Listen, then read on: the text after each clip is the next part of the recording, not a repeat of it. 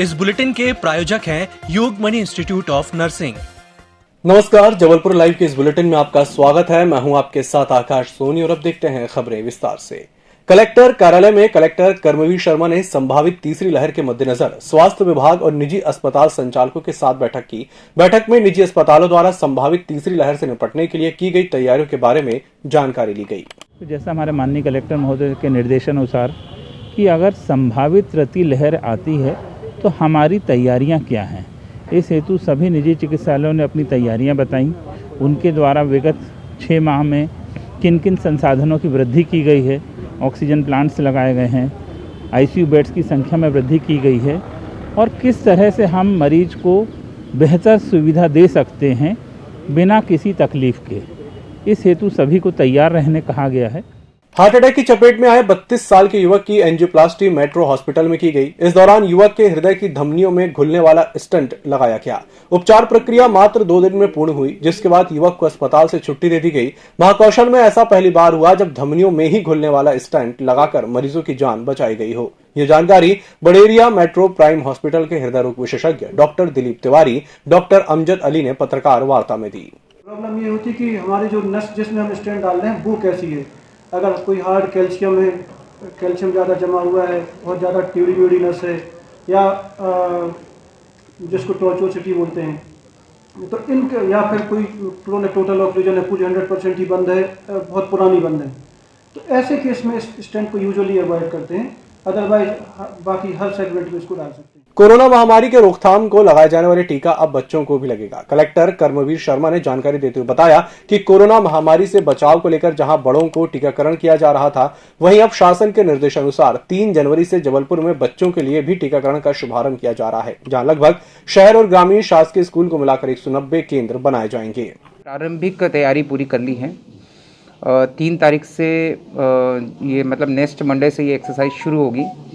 जितने भी high secondary और हाई स्कूल हैं उनको केंद्र बनाने के लिए हमने प्लानिंग किया है और जो वहाँ पर जो पढ़ने वाले जो बच्चे हैं, शासकीय स्कूल जो रहेंगे वो केंद्र बनेंगे। वहाँ के पढ़ने वाले बच्चे तो उसमें वैक्सीनेशन करवाएंगे ही करवाएंगे। साथ साथ में जो आसपास के कोई प्राइवेट स्कूल्स भी हैं तो वो उन सरकारी स्कूलों से लिंक किए जा रहे हैं। तो क्लास टीचर को अपनी क्लास का दायित्व दिया जाए, वो उनके बच्चों के माँ बाप से संपर्क करेंगे इन 7 दिनों में और उनको इंश्योर कराएंगे कि नेक्स्ट वीक में, मतलब 3 तारीख से जो शुरू हो रहा है, उनका वैक्सीनेशन की प्रक्रिया होगी। Yogmani institute of nursing, Jamdar hospital, Jabalpur. Nursing के क्षेत्र में करियर बनाने का सुनहरा अवसर। प्रवेश प्रारंभ BSc nursing, post basic BSc nursing, GNM. पता 198/2 Raigwa, ward number 72, Arihant warehouse के पीछे, पाटन बाईपास चौक के पास, जबलपुर। जबलपुर में वाहन चोरी के खिलाफ चल रहे अभियान के तहत गढ़ा थाने की पुलिस को सफलता मिली है। पुलिस ने 3 चोरी की बाइक के साथ आरोपी को गिरफ्तार किया है। थाना प्रभारी राकेश तिवारी ने इसकी जानकारी विस्तार से मीडिया को दी। बेदीनगर पहाड़ी में एक व्यक्ति संदिग्ध रूप से, उसके पास में कोई मोपेड है एक्टिवा, तो उस सूचना पे स्टाफ के साथ में उप निरीक्षक नीलेश पोर्ते, प्रशांत शुक्ला, प्रधानाचार्य देवेंद्र, आरक्षक अश्विनी, सचिन और राजेश्वर मिश्रा, इन लोगों के साथ में घेराबंदी की है और उस अंकित दाहिया नामक लड़के को लाए और उससे पूछताछ किया तो उसके कब्जे से 2 एक्सेस गाड़ी और एक हीरो होंडा एक्टिवा ये बरामद हुई हैं। ये इनकी कीमत लगभग 2 से 2.5 लाख रुपए के बीच में है। मझौली थाना अंतर्गत बाईपास के पास दर्दनाक हादसा हो गया। यहां तेज रफ्तार बस चालक ने बाइक सवार युवक को टक्कर मार दी और बस चालक फरार हो गया। टक्कर लगने से युवक गंभीर रूप से घायल हो गया। राहगीरों ने घायल युवक को मंझौली स्वास्थ्य केंद्र पहुंचाया, जहां डॉक्टर्स ने युवक की गंभीर हालत को देखते हुए मेडिकल रेफर किया, जहां इलाज के दौरान युवक की मौत हो गई। जबलपुर में जिला प्रशासन की लापरवाही के चलते हजारों क्विंटल धान पूरी तरह से बर्बाद हो गई।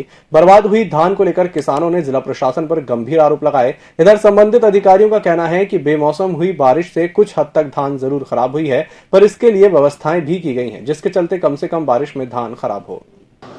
देखिए, जैसा कि सभी को विदित है कि मौसम अचानक से आज सुबह से जो खराब हुआ है, लेकिन चूंकि उपार्जन में जो हमारी जो उपार्जित मात्रा है, अनाज है, उसकी संपूर्ण सुरक्षा की, उसके पूरे संधारण की जिम्मेदारी जो है समिति की होती है और उनके पास तिरपाल वगैरह की संपूर्ण व्यवस्था है। और हम लोगों ने हमारे जो ग्रुप है उसमें भी हम लोगों ने कल से ही मैसेज कर दिया था कि परिवहन में तेज़ी लाएं और उपार्जन में परिवहन में तेज़ी लाने का भी हमारे निर्देश हम लोगों ने डीएमओ सर को कलेक्टर महोदय के माध्यम से दिए गए हैं। इसके अलावा सभी समितियां तिरपाल के माध्यम से उस अनाज को उसकी सुरक्षा भी कर रही है और फोटोज़ भी उन लोगों ने शेयर किए हैं। आधारताल थाना क्षेत्र सुहागी, जहां चोरों ने एक सूने मकान को निशाना बनाते हुए गैस कटर के जरिए दरवाजों को काटकर घर में रखे सोने चांदी के जेवर सहित घर में रखा कंप्यूटर, टीवी, पर्दे, वैक्यूम क्लीनर सहित गृहस्थी का सामान ले उड़े। जहां पीड़ित घर मालिक विनोद कुमार ने बताया कि वह बाहर गए हुए थे। पड़ोसियों से सूचना मिली कि उनके घर के दरवाजे टूटे हुए हैं। जब वह दूसरे दिन घर पहुंचे तो चारों तरफ सामान बिखरा था और गृहस्थी का सामान सहित सोने की 2 चेन, पायल, कान के झुमके चोरों के पार कर दिए। वहीं सूचना पर पहुंची पुलिस ने मामला कायम करते हुए अज्ञात चोरों की पतासाजी शुरू कर दी है। बड़ा 50 इंच वाला टीवी था, अभी मैंने दशहरा के समय में खरीदा था। और हमारा कंप्यूटर था, पूरा मॉनिटर, CPU, UPS और सब कीबोर्ड सहित वो था। उसके बाद ये वैक्यूम क्लीनर था नया सा। उसके बाद वैक्यूम क्लीनर एक साउंड सिस्टम था अपना कराओके का, सोना चांदी। उसके बाद घड़ी है, सीनरी है पूरा। कम से कम 3 लाख से और ये उससे अधिक ही होगी, इससे कम नहीं होगी। आपका नाम? इस बुलेटिन में फिलहाल इतना ही। नमस्कार। EMS टीवी के YouTube चैनल को सब्सक्राइब करें और बेल आइकन दबाएं। साथ ही EMS न्यूज ऐप डाउनलोड करें।